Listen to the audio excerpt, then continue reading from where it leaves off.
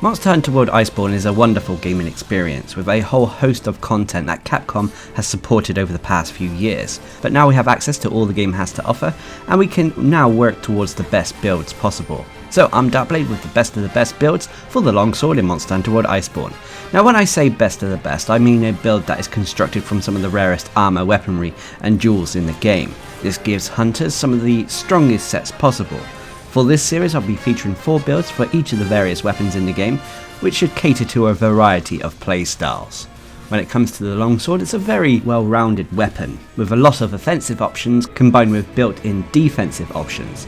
As a result, you don't have to invest in a lot of defensive skills with the longsword so long as you're good enough.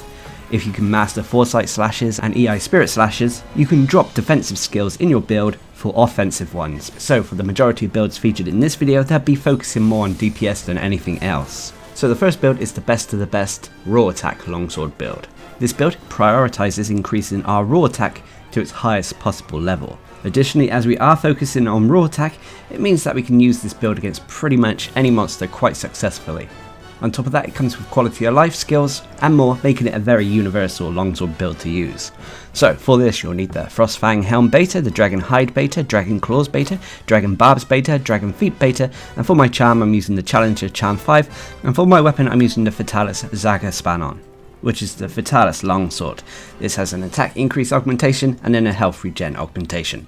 As for the specialist tools, these are down to personal preference, so as always I've gone for the Rocksteady Mantle and Temporal Mantles. So when it comes to the jewels, you've got a ton to play around with here.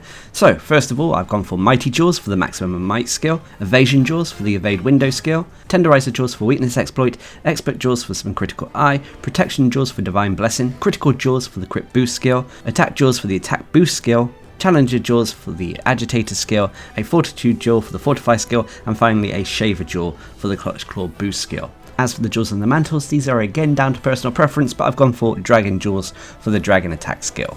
So if you've done what I've done here, you'll have a build with 200 health and 200 stamina, regardless of if you've taken all your relevant consumables. You'll have a raw attack of 1241 with a decent chunk of purple sharpness. You have 15% base affinity, which can be higher. It can easily be 100% when you take into account various buffs, including maximum might, weakness exploit, and the affinity buff from the agitator skill. You'll have 150 dragon rating with high elder seal, and you have a strong defense of 1079 that is strong against water, thunder, and ice, but unfortunately weak to fire and dragon. Now when it comes to the skills, you've got a few of them here. First of all is Attack Boost at level 7. Attack Boost is a skill that increases the raw attack of a build, and at level 4 or above it also provides us a bonus 5% extra base affinity. You have Critical Eye at level 7. This is a skill that increases the base affinity of a build, useful on pretty much any build. You have Agitator at level 7. Agitator is a wonderful buff in Iceborne. This is a buff that kicks in whenever a monster becomes enraged, granting us increased raw attack as well as bonus base affinity. You have Evade Window at level 5, which increases the invulnerability frames when we perform dodges and such.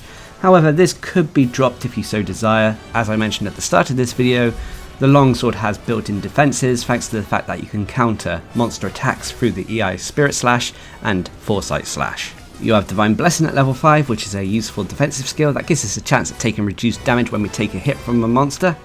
However, this isn't a guaranteed chance at taking reduced damage, but nonetheless it does help when it comes to our defense. You have Maximum Might at level 5. Now when it comes to Maximum Might, this is a skill I wouldn't normally take. However, because we can get it to level 5, there is a use for it once again, especially if you have room in your build, you're not using a stamina based weapon, and you need that little bit of extra affinity to guarantee that you get 100% affinity. Now with Maximum Might, the skill was changed when Iceborne was released. Maximum Might is now a skill that gives us increased base affinity whenever we have full stamina. However, should we use stamina to dodge, run, whatever, this affinity buff is lost until our stamina has been full for a short period of time. Maximum Might at level 5 changes this slightly by allowing the affinity buff to kick in as soon as our stamina bar reaches maximum again, which is how it was in the base version of Monster Hunter World. But anyway, next up you have Critical Boost at level 3, which is a useful DPS skill. Whenever our attacks crit a monster, they deal increased damage. However, this increased damage is only applied to the raw portion of an attack, not the elemental portion. But as this build is all about having high raw attack, this increase to our damage should be quite substantial. You have Weakness Exploit level 3, which is a useful affinity skill. Whenever we're attacking monster weak points, we'll receive bonus affinity. And should these weak points be tenderized through Clutch Claw attacks first, this increase to our affinity is even greater.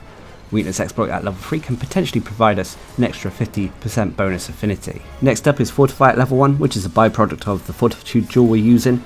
This is a skill useful for difficult hunts. Basically every time you cart and faint and come back, you'll come back with increased raw attack and base defense. This buff can be applied twice to a hunter. You'll also have Clutch Claw Boost level 1, which is a useful quality of life skill for the longsword that allows us to tenderize monster body parts in one hit instead of two.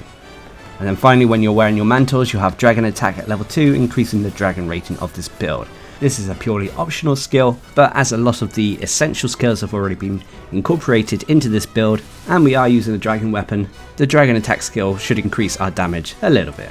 Now, when it comes to the set bonuses, you'll have 3 of them, 2 of them tied to the Fatalis Legend, and 1 of them tied to the Frostfang Absolute Art. For wearing 2 pieces of the Fatalis gear, you'll get the Inheritance set bonus. This is a skill that allows us to break the level caps on certain skills. With this build, this set bonus allows us to get the Agitator skill from level 5 to a maximum of level 7. It also allows us to increase the Divine Blessing skill from level 3 to level 5, as well as the Maximum Might skill from level 3 to level 5. You also have the Transcendence 4 set bonus, which grants us 200 health and 200 stamina, regardless of if we've been taking consumables or not. You'll also gain the True Razor Sharp skill as well for this Transcendence set bonus, which greatly reduces the sharpness loss for this build, allowing us to keep the purple sharpness for a little bit longer. And then finally you have the Frostfang Absolute Art Punishing Draw set bonus. This is a useful set bonus, especially for the longsword, as it performs a lot of drawn attacks thanks to the whole special sheath. Basically, when you perform a draw attack, it adds a stun effect and slightly increases your attack power. So there we have it. As you can see, it's a strong DPS build, having pretty much all the essential DPS skills. As I said, you could make a few adjustments here and there if you so wanted. For example, you could drop some of the points in evade window if you were more comfortable with the longsword's counter attack moves, in favour of peak performance, which would increase our raw attack even more when we had full health. Maximum Might be an odd choice to see on this build, but Maximum Might at level 5 really does help counter the negative affinity found on the Fatalis longsword, meaning that our attack should be pretty much critting a monster during the entirety of a hunt. But every build out there has pros and cons. When it comes to the best raw attack longsword build, its biggest pro is its high damage output. Combining lots of raw attack skills combined with affinity based skills, it means that you're able to take down monsters quite quickly and efficiently regardless of what elemental or element resistance they have. Even though we're using a dragon weapon, the dragon rating is so low and the raw attack so high, it shouldn't matter if the monster is resistant to the dragon element. The next pro is this build comes with quite a few quality of life skills, from Evade Window, Divine Blessing, to Fortify and Clutch Claw Boost. It all adds to the quality of hunt, making it feel slightly easier than it is. And then finally for the pros is the Fatalis Legend set bonuses. Inheritance combined with Transcendence provides us bonuses to our attack, defense and quality of life. But of course every build out there has cons. The 2 biggest cons for this build include the fact that we only have a small portion of purple sharpness. Even though we have the True Razor Sharp skill thanks to the Fatalis Legend set bonus, there will be times where we dip into white or even blue sharpness. If this is an issue for you, you can always replace some of the jewels here and there. For example, you could drop some evasion jewels in favour of handicraft jewels to increase our overall sharpness, but the choice is up to you. And the other con for this build is, unfortunately, this is a jewel heavy build, requiring some of the rarest jewels in the game to make work. But this is one of the best builds out there, so it is going to feature some of the rarest jewels, armor and gear in the game. But nonetheless, if you're able to copy the build here or create something similar, you're going to have one of the most powerful longsword builds in the game that could pretty much see you through any hunt that Monster Hunter World Iceborne has to offer.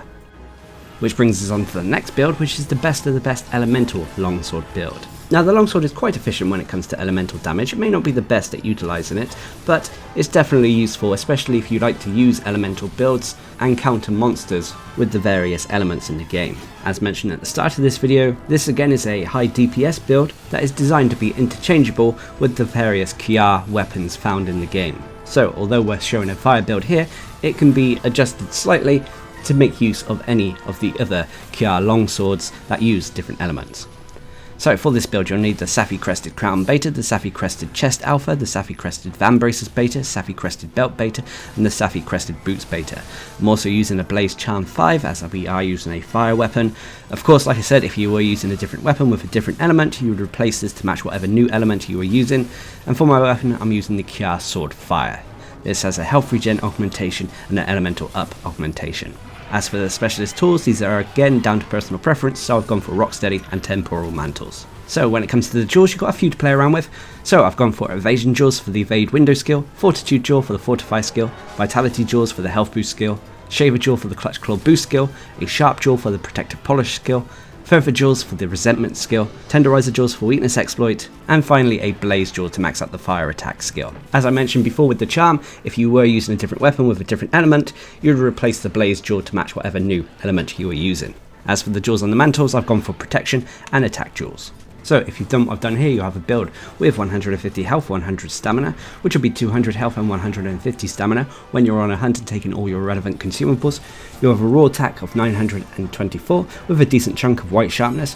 You have 60% base affinity, which can easily be 100% when you take into account weakness exploit. You also have a fire rating of 1040. Please note that the base affinity rating here as well as the fire rating are taken with the True Dragon Vein Awakening buff in effect. You also have a strong defense of 1051 that is strong against every element, especially fire, but unfortunately it's weak to the dragon element. So when it comes to the skills, you've got a fair few of them. First of all is Fire Attack at level 6. Fire Attack is a skill that increases the fire rating and damage of a build that uses a fire weapon. Of course, if you were using a different weapon with a different element, you would replace Fire Attack to match whatever new element you were using. You have Resentment at level 5, which is a useful skill, especially when we're using the Safi Jiva armor set. That grants us increased raw attack whenever we have a portion of red health on our health bar. This should be active for the majority of a hunt, as the True Dragon Vein Awakening health drain should always be leaving a portion of red health on our health bar, meaning that Resentment synergizes well with that set bonus. Anyway, you have Evade Window at level 5, Health Boost at level 3. Health Boost is a skill that grants us the chance at getting our health to that maximum of 200. You have Blight Resistance at level 3, a byproduct of the armor we're wearing. Blight Resistance is a skill that negates all elemental blights against our hunter, eliminating the need to use a Nullberry. You have Critical Boost level 3, a reminder with Critical Boost. The increased damage when our attacks crit a monster only applies to the raw attack portion, not the elemental portion. You also have Weakness Exploit at level 3, Fortify at level 1, Protective Polish at level 1. Protective Polish is a useful skill, especially if you have a weapon that has small amounts of purple or white sharpness. Basically every time you sharpen your weapon, you'll put a protective coating over your sharpness gauge, preventing any sharpness loss for a small duration of time. You also have Critical Element level 1, which is a skill like Critical Boost, but applies to the elemental portion of an attack. So when our attacks crit a monster, they'll deal increased elemental damage. You'll also have Clutch Claw Boost level 1, and finally when you're wearing your mantles, you have the Attack Boost at level 2, or Divine Blessing at level 2. Finally for the set bonus, you'll have the Safi Jiva Seal, True Dragon Vein Awakening. This is a risk reward set bonus.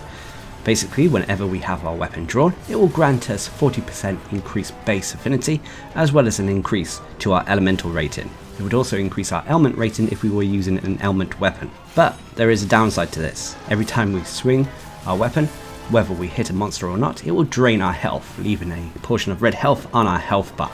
This, as I said, works well with the Resentment skill, but it can be risky, as if this red health bar builds up, it's pretty much counted as health lost. So should we take a hit from a monster and build up a large amount of red health on our health bar, it means the monster could cart us. But should our attacks be accurate and we actually hit a monster, then after a certain number of consecutive hits, the True Dragon Vein Awakening will initiate a small heal, healing us for the health that it drained from us. So as you can see, it's a risk-reward build, but in all honesty, once you get used to playing with the True Dragon Vein Awakening mechanic, it's not that bad. You can counter this as well with the likes of the health regen augmentation, so it's well worth using as it allows you to create powerful elemental builds. But every build out there has pros and cons.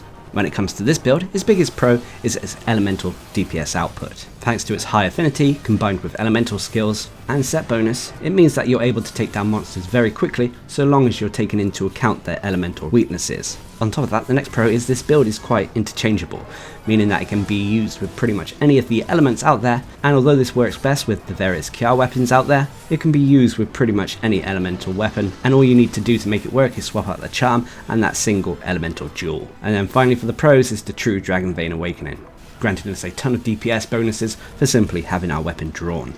But unfortunately there are cons to this build, the biggest being the true Dragon Vein Awakening health drain, which can leave you at risk and is something you should be aware of. And the other con is, unfortunately, the sharpness can be an issue with this build slightly. Some of the Kya weapons have small amounts of white sharpness, which means that you can burn through them quite quickly. This is countered slightly with the protective polish skill, but it's still something you need to be aware of. But if you're a player who likes to use elemental weapons in this game, who likes to take into account which elements the monster is weak to, then I can recommend this build. It's strong and powerful, and in all honesty the true Dragon Vein Awakening adds a sense of danger to this build which can actually be fun. Which brings us on to the next build, which is the best of the best Frostcraft longsword build. Now the third build featured in these best of the best videos is normally a niche or meme build. When it comes to the longsword, we're demonstrating a Frostcraft build, as the longsword has a moveset that naturally benefits from the Frostcraft set bonus. So again, it's a raw attack build that can be used against pretty much any monster. So for this you'll need the Rimeguard Helm Gamma, the Rimeguard Mail Gamma, the Rimeguard Vambraces Gamma, Frostfang Coil Beta, and the Rimeguard Grease Gamma. I'm also using an Exploited Charm 3, and for my weapon, again I'm using the Fatalis Longsword. This has a health regen augmentation and then an attack increase augmentation. Again, when it comes to the specialist tools, these are down to personal preference, so I've gone for Rocksteady and Temporal Mantles. Now when it comes to the jewels, we got a fair few to play around with. So again, I've gone for attack jewels for the attack boost skill, critical jewels for the critical boost skill, vitality jewels for health boost, expert jewels for critical eye, shaver jewel for the clutch claw boost skill, fortitude jewel for the fortify skill, and then finally a sharp jewel for the protective polish skill. As for the jewels on the mantles, I've gone for protection and dragon jewels. So if you've done what I've done here, you'll have a build with 150 health, 100 stamina, which will be 200 health and 150 stamina when you're on a hunt and taking all your relevant consumables. You have a raw attack of 1241 with a small amount of purple sharpness. You have 15% base affinity, which can be 100% when you take into account certain skills like critical draw, as well as weakness exploit. You have a dragon rating of 150 with high elder seal, and you have a decent defense of 1079 that is strong against water and ice, but unfortunately weak to the other elements. So when it comes to the skills, first of all you have attack boost at level 7, you'll then have critical eye at level 7, ice attack at level 6. This is a byproduct of the armor we're using, it's not needed on this build whatsoever.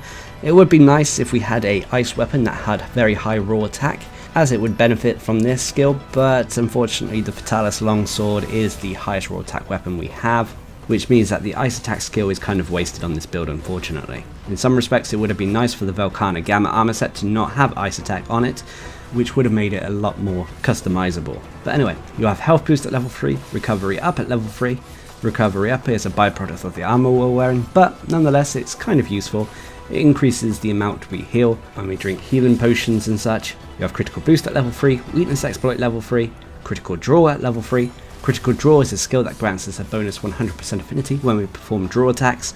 And as we are all about draw attacks with this build thanks to the Frostcraft set bonus, this skill should be quite useful. You have peak performance level 3, another byproduct of the armor, but it's still useful as it grants us bonus raw attack so long as we have full health.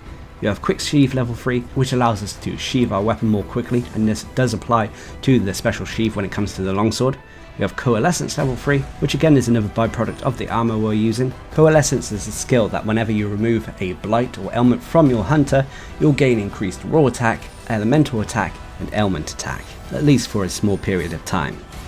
You also have Fortify level 1, Resuscitate level 1, which again is another byproduct, but is a useful defensive skill whenever we're affected by a blight. Resuscitate will kick in, granting us increased evasion capabilities and reduced stamina consumption. You also have Protective Polish level 1, Clutch Claw boost level 1, and then when you're wearing your mantles you'll either have Dragon Attack at level 2 or Divine Blessing at level 2. Now when it comes to the set bonuses, you have 3 of them.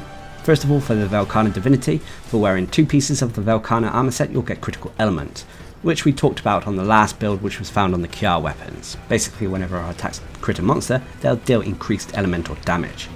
However, this isn't the reason we've taken the Velkhana Divinity set bonus. The 4 set bonuses, which grants us the Frostcraft skill.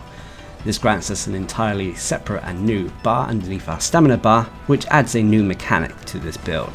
When this bar is full at certain points, it will grant us bonus damage. However, with each swing of the weapon, it will drain this bar, draining that overall attack boost. Now you can replenish this by simply sheathing your weapon or performing the special sheath, as is the case with the longsword, so you can always top it up. And then finally you also have the Frostfang Absolute Art Punish and Draw, which we talked about in the first build, which works in unison with the Frostcraft skill and the playstyle of this build. So there we have it, that is the best of the best longsword Frostcraft build. Obviously when you are using the Frostcraft set bonus, you have to adjust your playstyle slightly, as you have to take into account the actual Frostcraft set bonus and manage the little gauge that comes with it. This means there'll be times where you have to kind of pause in your assault, let that Frostcraft gauge fill up a little bit before continuing to attack. But it grants players a slightly different experience, which some may be a fan of, some might not. But regardless, this is a strong build, but it does have pros and cons.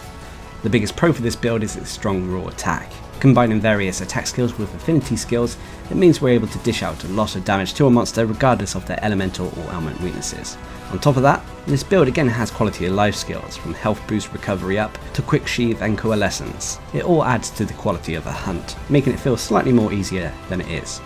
And then finally for the pros is the Frostcraft set bonus itself, which changes the way you play slightly and in a way makes things a little bit more engaging. But unfortunately there are cons even to this build.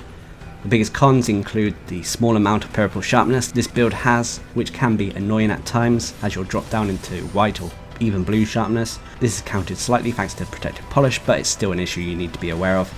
And then finally the other con is, again, this is a jewel heavy build requiring some of the rarest jewels in the game. But should you be able to get your hands on them, as well as the Velkhana Gamma armor set, you're able to build a very strong DPS set that changes your playstyle with the longsword, keeping things fresh and entertaining. Which brings us on to the fourth and final build, which is the best of the best Guiding Lands longsword build. This build bears many similarities to the first build featured in this video, but is changed slightly to allow you to farm the Guiding Lands efficiently and effectively. So, for this you'll need the Frostfang Helm beta, the Dragon Hide beta, Dragon Claws beta, Dragon Barbs beta, Dragon Feet beta and the Challenger Charm 5. I'm also using the Fatalis Longsword again, which has a health regen augmentation and attack increase augmentation. As for the specialist tools, again they're down to personal preference, so I've gone for Temporal and Rocksteady Mantles as always. So when it comes to the jewels, you've got a ton to play around with. So we've gone for a Hard Geology jewel for the Geologist skill, Expert jewels for Critical Eye, Shaver jewels for the Clutch Claw boost skill, Tenderizer jewels for the Weakness Exploit skill, Attack jewels for the Attack boost skill, Destroyer jewels for Part Breaker, Evasion jewels for the Evade Window skill, Critical jewels for the Crit boost skill, Protection jewels for Divine Blessing, Challenger jewels for the Agitator skill, and finally a Fortitude jewel for the Fortify skill. As for the jewels and the mantles, they're down to personal preference, so I've gone for Dragon jewels again for the Dragon attack skill. So if you've done what I've done here, you have build with 200 health and 200 stamina, regardless of if you've taken relevant consumables or not. You'll also have a raw attack of 1241 with a small chunk of purple sharpness.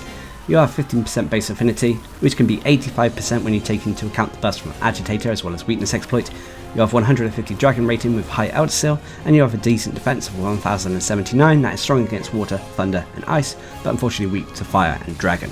As for the skills, you have Attack Boost at level 7, Critical Eye at level 7, Agitator at level 7, Evade Window at level 5, Divine Blessing at level 5, Critical Boost at level 3, Weakness Exploit at level 3, Part Breaker at level 3, which is a useful skill for taking into the Guiding Lands. Part Breaker allows a hunter to break monster body parts more easily, and when it comes to the Guiding Lands, it allows us to break off monster materials from them more easily. You also have Geologist level 3. When going into the Guiding Lands, you only really need Geologist at level 1. However, as we have the Jewel Sockets, you might as well get it to level 3. Geologist is a skill that, when it comes to the Guiding Lands, allows us to pick up the monster materials twice instead of once, at least from the high tier monsters. On top of that, when it comes to farming the bone piles and mining nodes, it allows us to farm them additional times, yielding more loot overall. Anyway, your Fortify level 1, Clutch Claw boost level 1, and when you're wearing your mantles, you have Dragon attack at level 2. As for the set bonuses, they're just like the first build featured in this video, so you'll have the Fatalis Legend, Inheritance and Transcendence, as well as the Frostfang Absolute Art, Punish and Draw. So there you have it, that is the build that I like to take into the Guiding Lands with the longsword. It's fast, functional, can take on pretty much any monster regardless of their elemental or element weaknesses, and it comes with all the essential skills that you need for farming the Guiding Lands. But of course, even this has pros and cons. Its biggest pro is its damage output. Combining high raw attack damage with affinity based skills, it means that you're able to take down monsters quite quickly. On top of that, this build has all the skills associated to farming the Guiding Lands. Partbreaker, Geologist, Fortitude, these all make farming the endgame area a lot more efficient. And then finally for the pros, of course, is the Fatalis Legend, providing us set bonuses that grant us extra DPS, extra defense and extra quality of life. But again, there are cons. The two, much like the first build, are unfortunately this build has sharpness issues. It only has a small portion of purple sharpness which you can burn through quite quickly, so that is something you need to be aware of. And finally, unfortunately, this build is very demanding when it comes to jewels, requiring some of the rarest jewels in the game to make work effectively. But if you're able to get a hold of those jewels, you'll have one of the most powerful builds in the game for taking on the Guiding Lands, able to take on pretty much any monster there, fast and efficiently. So there we have it, those are the best of the best builds for the longsword. Now, these builds are aimed to be strong general builds, able to take on pretty much any task in Monster Hunter World Iceborne, but if you wanted to take on tougher monsters such as Elatrion or Fatalis, you can always make adjustments here and there. These builds may be also slightly different from other meta builds found in the community, but regardless, these are the strongest builds that I personally like to use in the game, and I hope they help you out too in your hunts. So until next time, I've been Darcblade, bringing you the best of the best builds for the longsword in Monster Hunter World Iceborne. Hope you enjoyed the video, thanks for watching, subscribe and like for more.